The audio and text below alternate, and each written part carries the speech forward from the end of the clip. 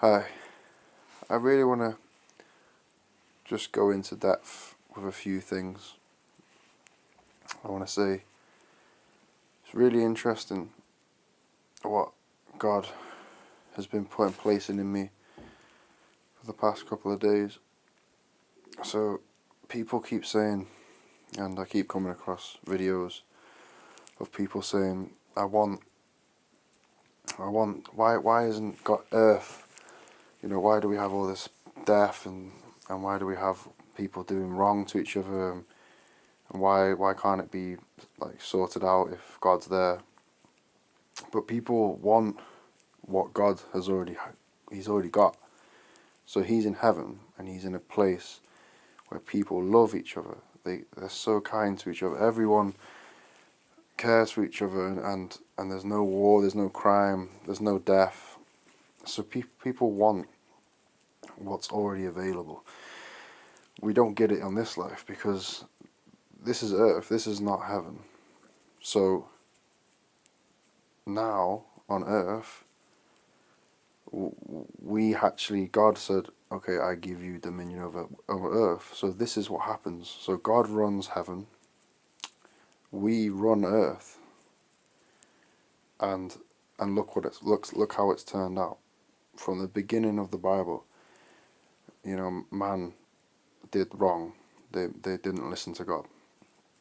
And then the first thing that happened was man committed sin, and then we started making cities that just fell into this disorder, and then and sin and lust, and then God got so grieved that he didn't want to see us suffer in the way that we were doing. We were out of control, and now we're seeing it again today.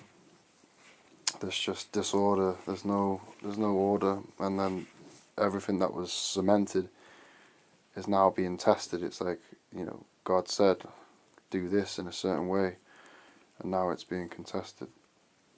And then there's the third place where some angels and one main angel rebelled in heaven, and he was sort of acting a bit like a human, rebelling when the presence of God is there. So why do you need to rebel?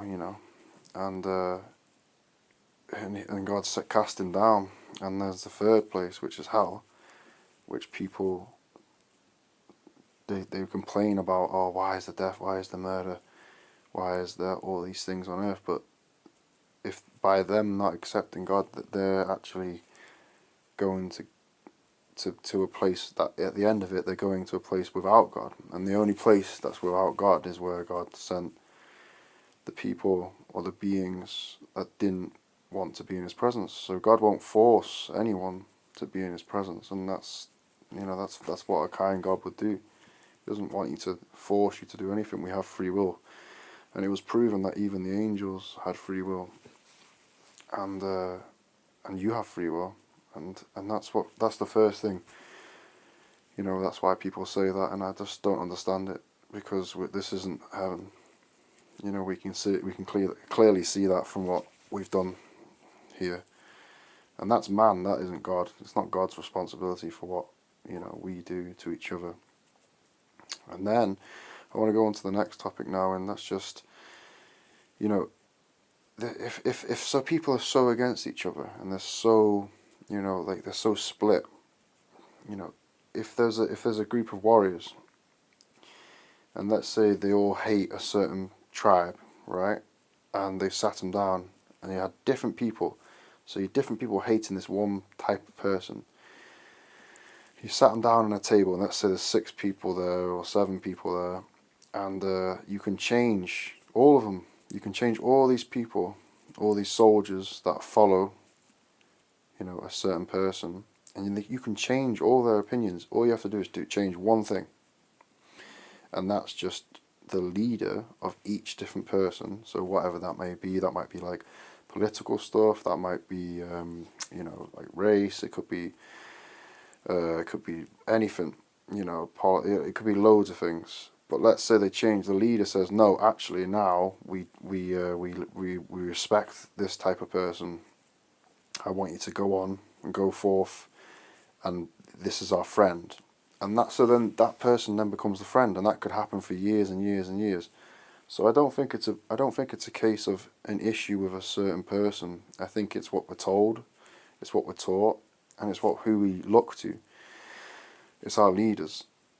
So now let's say you take all the leaders of them groups. So first you had the soldiers, now you've got all the leaders sitting around the tables. So that's going to fall into chaos because there's no one in charge. There's no one in charge of them. They are the top of the rank. And as soon as you get to positions of power where there's no one in charge, apart from like one person or a couple of people, we've seen it over time and time again over history, over the course of history. If you have a leader with no one above him, it just falls in this chaos. It just falls into despair.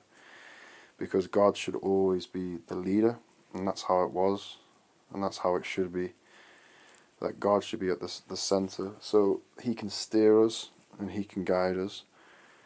And if we all looked to the leader that we should have, we wouldn't have this disorder, we wouldn't have this prejudice or this discrimination against other people. We wouldn't have that because at the end of the day, we're all here, we're all the same, pretty much. We may look a bit different, but we're all the same, and we're all children of God. And I just want everyone to know, that we can all go to Him, and we can all have that peace. From my own personal experience, we can all have that peace. I've seen many people the same, have that peace, that inner peace, and you can sort of build heaven, like not the real thing, but you can have like a replica.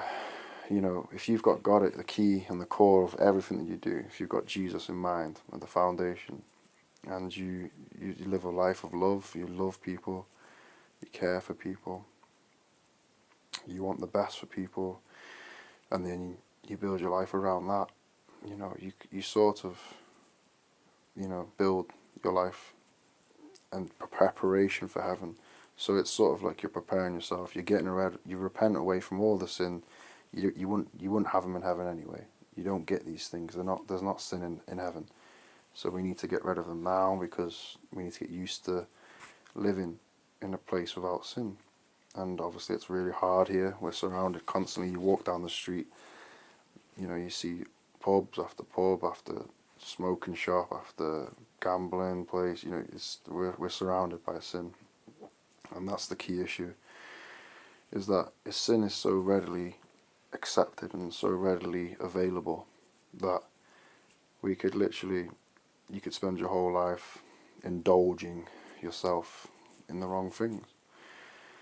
So we must look to the light, we must look to Jesus, we must look to our leader, we must look to heavenly things. Rather, if you want heaven, you want that thing, you have to accept Jesus, you have to accept God, and then you have to live your life according to what you want. Everybody wants to go to that place. I don't care what they say. I don't care if they pretend that they don't. Everybody wants to be treated fairly, be kind, with kindness, with love, with respect. Everyone wants that. He wants to look up to that person who's honourable, who's respectable, who's loving, who's fair, who's righteous. And that's what God, He is the author of all these things, and yet people reject. They think He's mean, they think He's nasty, He just wants the best for us, and it's hard to steer. He's tried to steer us throughout the whole course of history, all the way from the beginning, and we always go astray, because as we've proven, humans prefer darkness, but I pray that we go to the light. I pray we all turn to Jesus now. I pray that we all find God in this troubling times, because He is the only way. Jesus is the only way to get to the Father and to get to heaven, which we all ultimately want.